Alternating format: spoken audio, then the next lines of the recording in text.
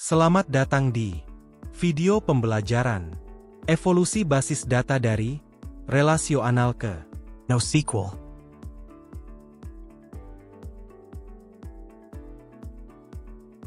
Halo semuanya, selamat datang di video pembelajaran kali ini.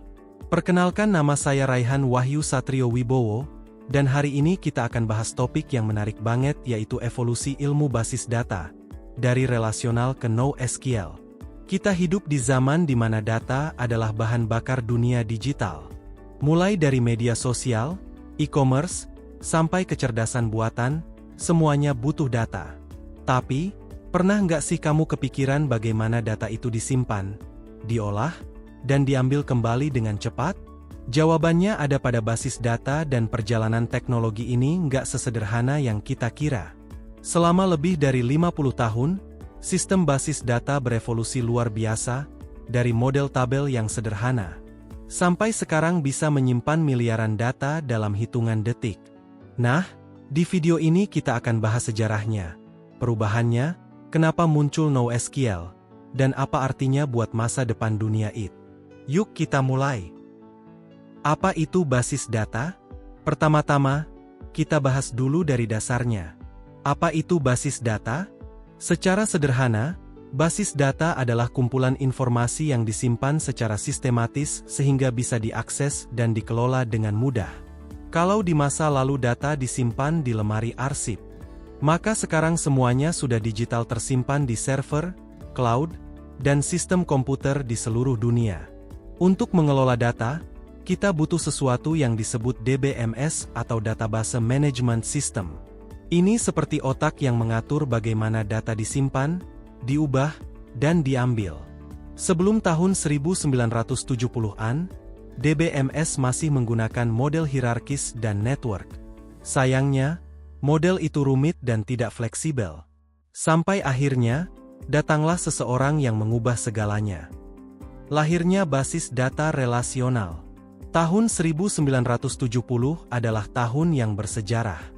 Seorang ilmuwan komputer bernama Edgar F. Cote dari IBM mempublikasikan makalah berjudul A Relational Model of Data for Large Shared Data Banks. Disinilah muncul konsep revolusioner. Data harus disimpan dalam bentuk relasi atau tabel. Setiap tabel punya kolom, atribut, dan baris data. Data antar tabel bisa saling berhubungan lewat kunci, key. Inilah yang kemudian disebut sebagai basis data relasional. Model ini membawa 3 hal penting. Struktur yang teratur, kemudahan pencarian data dengan SQL, dan integritas data yang tinggi. Bahasa SQL atau Structured Query Language menjadi jembatan utama antara manusia dan data. Dengan SQL, kita bisa menulis perintah seperti select, insert, atau update. Dan database akan paham apa yang kita mau. Sejak saat itu, sistem seperti MySQL, Oracle, dan PostgreSQL menjadi tulang punggung hampir semua aplikasi bisnis. Tantangan yang mulai muncul. Namun, masalah muncul ketika dunia digital mulai tumbuh pesat. Sekitar tahun 2000-an, internet meledak. Kita punya media sosial, game online, video streaming, dan e-commerce. Jumlah data yang dihasilkan manusia melonjak ribuan kali lipat. Bukan cuma data teks, tapi juga gambar, video, komentar, dan data real-time dari sensor IoT. Sementara itu, sistem relasional mulai kesulitan. Ia terlalu bergantung pada struktur tabel tetap. Setiap kali ada perubahan format data, kita harus ubah skemanya. Belum lagi masalah scalability, sulit memperbesar kapasitas database tanpa mengganggu sistem yang sedang berjalan. Dari sini, lahirlah sebuah pertanyaan besar. Bagaimana cara menyimpan data yang sangat banyak, sangat cepat, dan tidak selalu berbentuk tabel? Jawabannya adalah NoSQL. Era baru NoSQL. Sekitar tahun 2009, istilah NoSQL mulai populer. Tapi sebenarnya konsepnya sudah muncul lebih dulu, di tangan perusahaan besar seperti Google dan Amazon. Mereka sadar, sistem SQL tradisional tidak lagi cukup. Maka mereka mengembangkan sistem baru yang lebih fleksibel, cepat, dan terdistribusi. NoSQL sendiri berarti not only SQL, bukan berarti menolak SQL, tapi menawarkan alternatif lain di luar konsep relasional.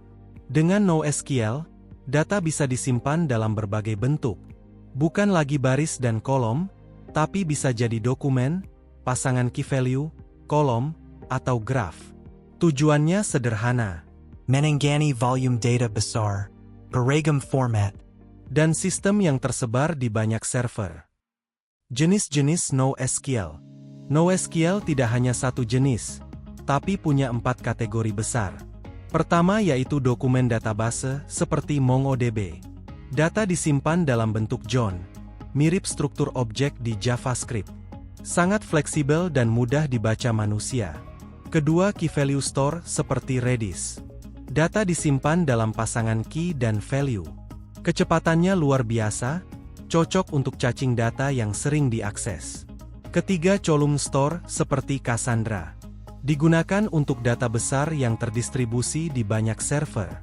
Misalnya log pengguna di platform besar seperti Netflix.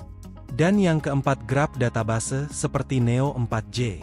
Digunakan untuk data yang punya banyak hubungan kompleks. Contohnya analisis jaringan sosial atau rekomendasi teman di Facebook.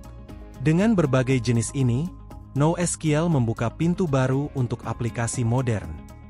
Implementasi di dunia nyata. Sekarang, mari kita lihat bagaimana NoSQL dipakai di dunia nyata. Netflix menggunakan Cassandra untuk melacak aktivitas pengguna dan memberikan rekomendasi film yang relevan. Instagram mengandalkan NoSQL untuk menyimpan postingan, komentar, dan interaksi pengguna. Amazon menggunakan DynamoDB agar data transaksi bisa diakses cepat dari berbagai negara.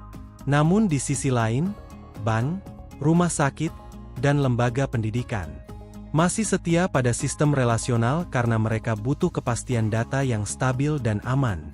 Artinya, NoSQL tidak menggantikan SQL, tapi justru melengkapi. Dunia database sekarang hidup dalam dua dunia yang saling mengisi.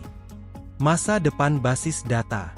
Kita sekarang sedang berada di era hybrid database. Artinya, sistem modern mulai menggabungkan fitur SQL dan NoSQL. Contohnya, PostgreSQL kini bisa menyimpan data JSON layaknya NoSQL. Sementara MongoDB mulai mendukung transaksi seperti SQL. Selain itu, muncul juga cloud database seperti Google Firestore, AWS DynamoDB, dan Azure Cosmos DB, yang memudahkan kita mengelola data lintas negara tanpa harus mengurus server. Kedepan, tren yang mulai naik adalah iDatabase. Sistem basis data yang bisa menganalisis query dan mengoptimasi dirinya sendiri menggunakan machine learning. Bayangkan, database yang bukan hanya menyimpan data, tapi juga belajar, memahami pola pengguna. Itu bukan lagi mimpi, tapi sudah mulai terjadi. Kesimpulan.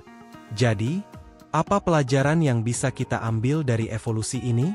Perubahan dari relasional ke NoSQL bukanlah pertarungan siapa yang menang, tapi tentang bagaimana teknologi beradaptasi dengan kebutuhan manusia.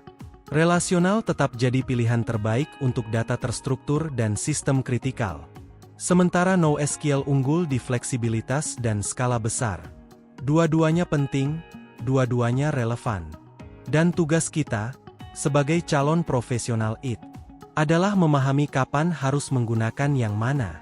Karena di dunia teknologi, yang paling sukses bukan yang paling canggih, tapi yang paling adaptif. Berikut adalah beberapa referensi dari materi yang sudah kita pelajari tadi.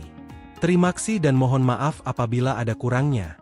Semoga materi yang kita pelajari tadi dapat bermanfaat bagi kita.